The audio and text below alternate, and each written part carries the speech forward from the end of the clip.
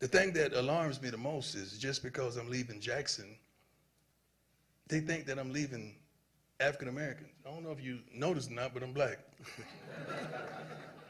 I can never leave who I am and what I am and how I go about being that. So it is still my task to look in that locker room and see 65 to 70% of African American men trying to help them get to the next level, as well as all the others. My calling is for young men, young women, and people of all walks of life, all social climates, and all ethnicities. That's my calling. My calling is not built on a location. It's built on a destination. Now that was good. You're supposed to clap for that. Shoot. Darn it, that was good. You give me some of my good stuff. We just getting started. I already went in the bag, baby. Let's go.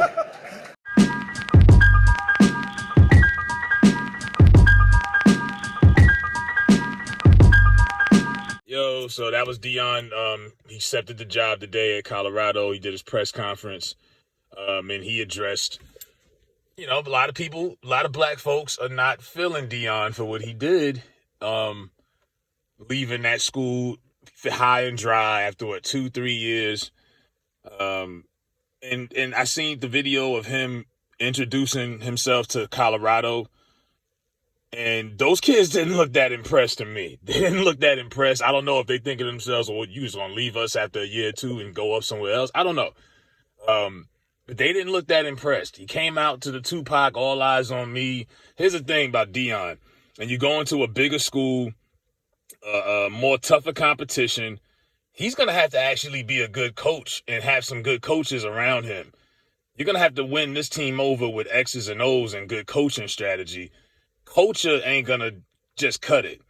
It's more than just he sold black culture and to get black players to come down there to Jackson State. Sold that to black people, period. Black culture.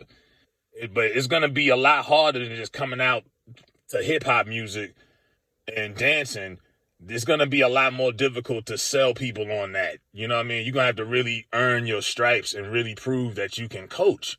If the competition's better, and the dynamics, the demo is different. That was a 91% black college in Jackson State. So that's easy to do down there. With all due respect to how he changed the climate down there. Colorado is a complete opposite. You see the difference. There's barely 10% black people there. And most of them are on the academics. On the athletic program. They're on the football team. So he's got his work cut out for him, but you could tell he's feeling some of that pressure from the black community, people calling him out for selling black folks on something that wasn't really, he sold black people on something that wasn't really there, and had a lot of black people thinking he was going to be this driving force to help bring HBCU to a whole nother level, and, all of that. But that ain't gonna work at Colorado, and that probably won't work in a lot of other places either. They're gonna be expecting good coaching and W's, and they're not gonna be as easy to come across as they were, and he was on that level in Jackson State.